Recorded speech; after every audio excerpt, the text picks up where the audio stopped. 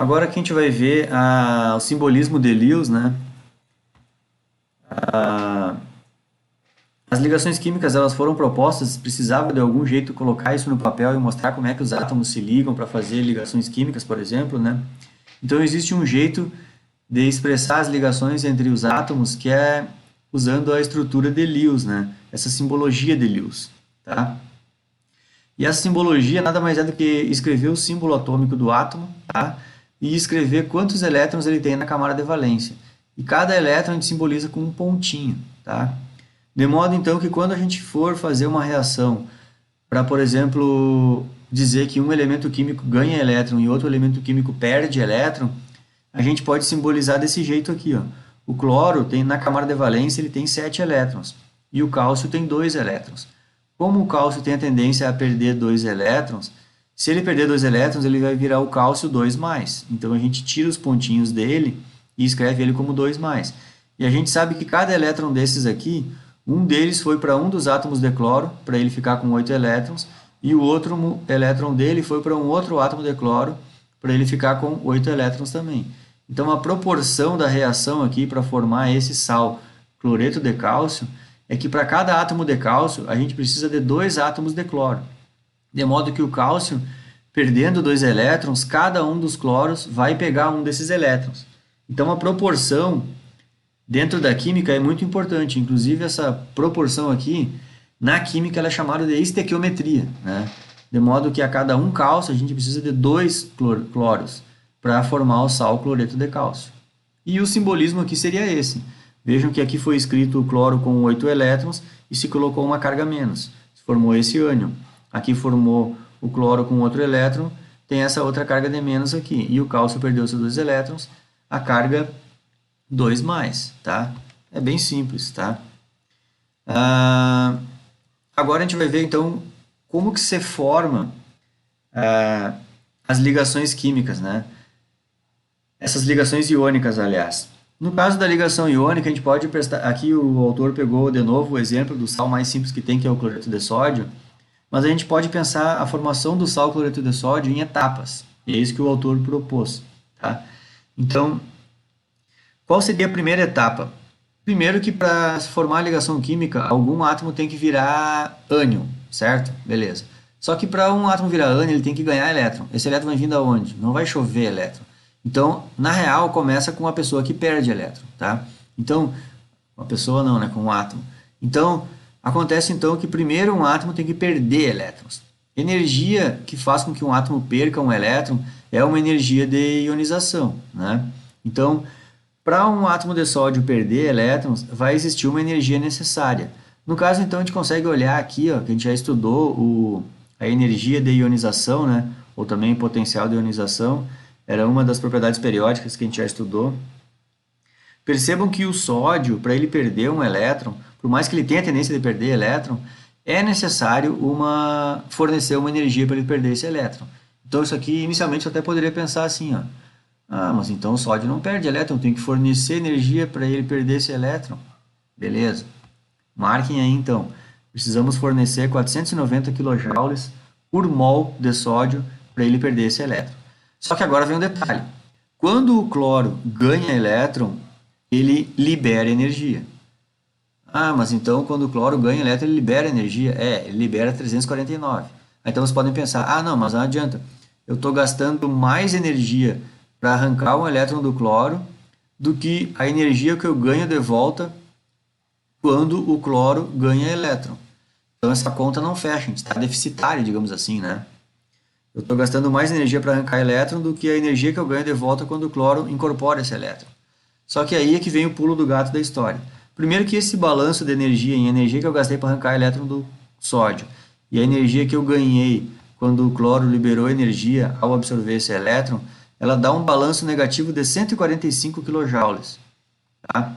Na verdade, então, quando o sódio vira Na+, e quando o cloreto vira Cl-, o balanço energético dessa história aí nos custou 140 kJ de energia. Digamos que o sistema energético, né, do universo teve que fornecer energia para esse fenômeno acontecer. tá?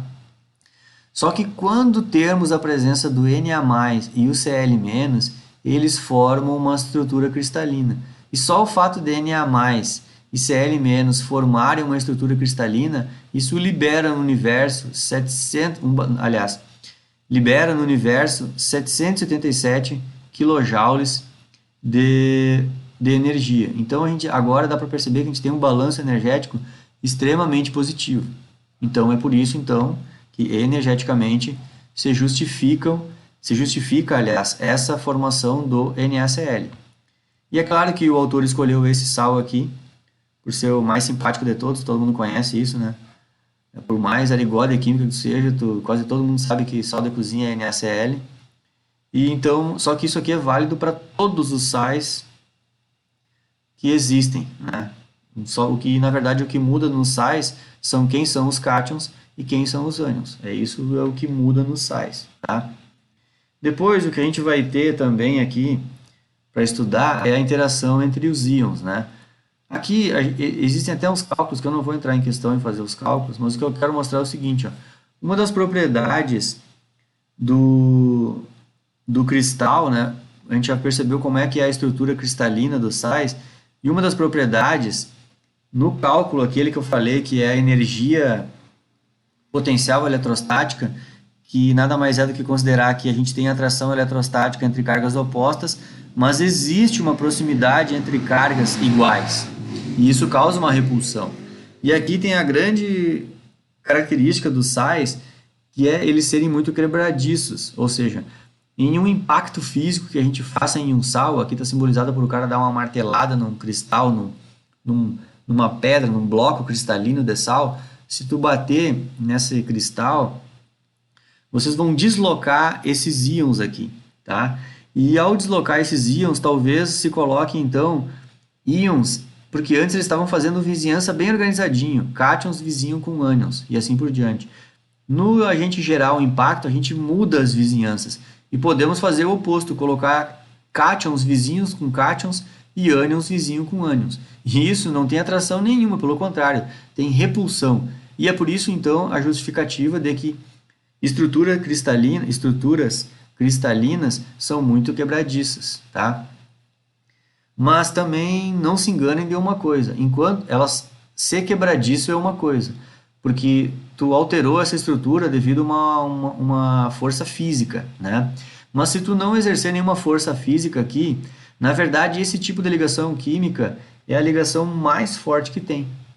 Inclusive as ligações iônicas são as ligações onde os compostos formados por elas têm maior ponto de fusão e maior ponto de ebulição, o que nos mostra que é a ligação entre átomos mais forte que tem na natureza. São as ligações iônicas. Por quê? Porque é quando acontece a magia de que quem quer perder elétrons perde e quem quer ganhar, ganha, entendeu? Pensa, é um jeito meio tosco de explicar, mas acho que convenço vocês. Esses átomos querem perder, eles perderam. Esses átomos querem ganhar, eles ganharam. Então eles fizeram o que quiseram. As outras possibilidades já são uma espécie de gambiarra. Todos eles querem ganhar. Ah, mas eu quero ganhar. Ah, eu quero ganhar. Ah, então vamos se combinar e a gente empresta um para o outro. Entendeu? Eles não fizeram bem o que queriam. E aqui é a mesma coisa. Eu quero perder. Ah, eu também quero perder. Ah, então vamos se ligar, formar uma estrutura só de cobre metálico. Só que no fim nenhum átomo ganha. Todos entregam os elétrons ficam ali, né? Então não é bem o que ele queria, certo? Então é o meu jeito, digamos assim, mais simples de explicar, né? Óbvio que o Atkins lá não ia explicar desse jeito, né? Mas eu acho que é mais fácil para vocês entenderem, né?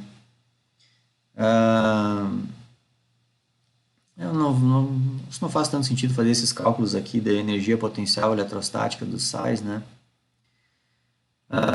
Aqui tem uma imagem até mostrando como é que a estrutura óssea da gente, né, é formada por um sal, né, fosfato de cálcio.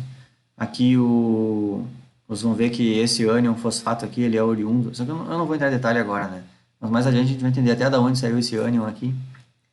Mas é a mesma lógica do NaCl, só que agora, por exemplo, o ânion não é cloreto, é um ânion fosfato, inclusive o fosfato é trivalente, tem 3 cargas negativas.